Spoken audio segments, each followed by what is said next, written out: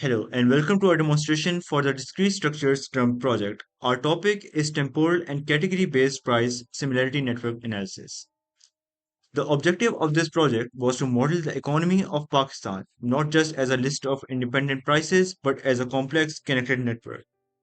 We utilize consumer price index data sourced from the Pakistan Bureau of Statistics. As you can see, our data sheet covers 70 major cities and tracks the prices of over 50 commodities, ranging from food staples to fuel, across a period of 2 years from 2023 to 2025. This gives us thousands of data points to analyze. Why is this relevant? Standard economics treats cities in isolation. Our motivation was to use graph theory to uncover the hidden structure of the market. Specifically, we used cosine similarity to determine which cities act as a economic twins and which one act as a critical bridges that hold the national market together. Let's dive into the mathematical modeling. First, we had to abstract real world cities into mathematical objects. We treated each city as a vector in an n-dimensional space. Before comparing them, we applied the min-max normalization.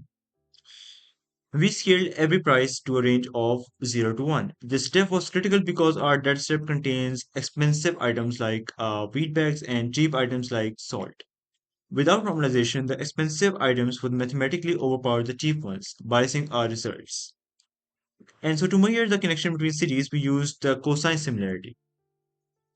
Unlike the distance which measures how far apart prices are, cosine similarity measures the angle between the vectors.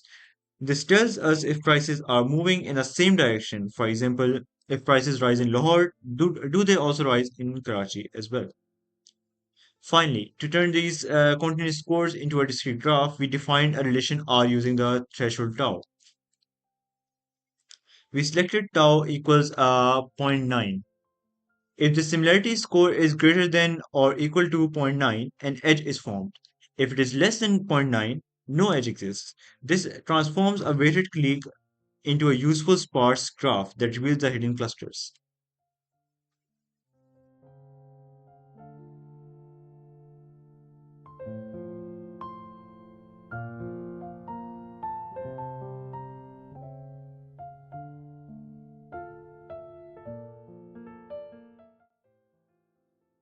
I will now walk you through the Python implementation. We structured our pipeline into three distinct phases: loading, graph construction, and analysis. First, we load and clean the data. You can see our dictionary mapping logic here, where we categorize the raw product names into the 7 categories required by the project guidelines. We also convert the month names into integers to create a sortable timeline. This function is the core of our modeling. We group the data by year, month, and category.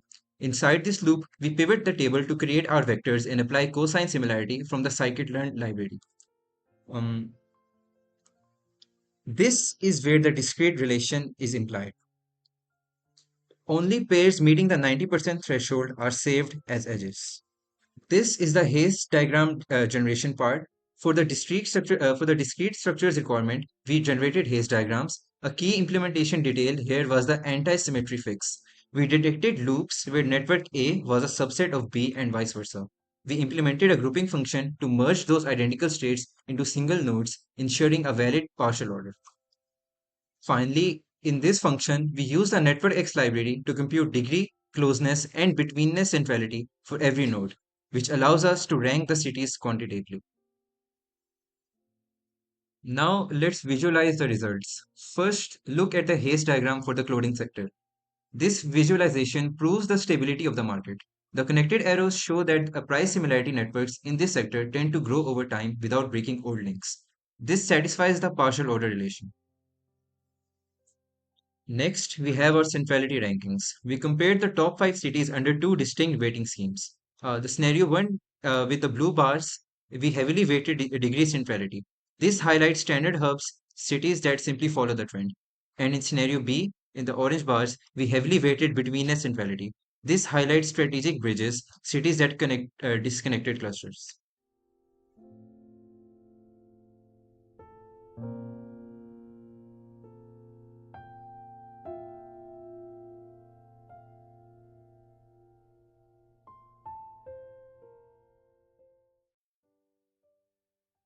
Notice the shift in the rankings. In the blue scenario, Lahore is dominant, but in the orange scenario, Lahore shrinks.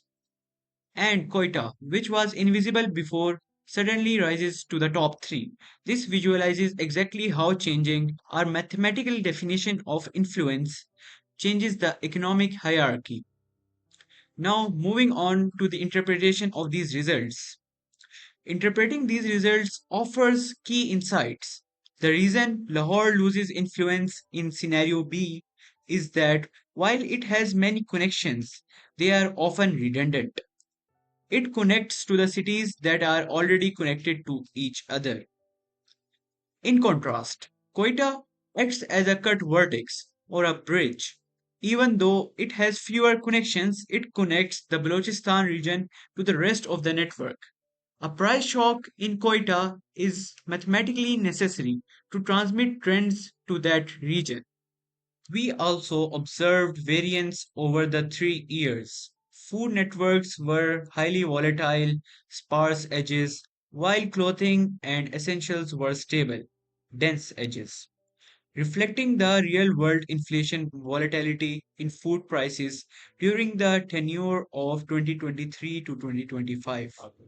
In conclusion, our project showed how discrete mathematics and network theory can reveal patterns in Pakistan's economy that traditional analysis often overlooks by converting raw CPI data into normalized vectors. Applying cosine similarity and constructing threshold based graphs, we uncovered meaningful relationships between cities and commodity categories across the time. We also observed how different sectors behave differently. Food networks were volatile, while categories like clothing and essentials remained stable over the time. These structural patterns reflect real market behavior between 2023 and 2025. Overall, this project highlights the power of mathematical modeling in understanding economic terms and how changing one definition, such as the centrality measure, can completely reshape the hierarchy of influence. Thank you.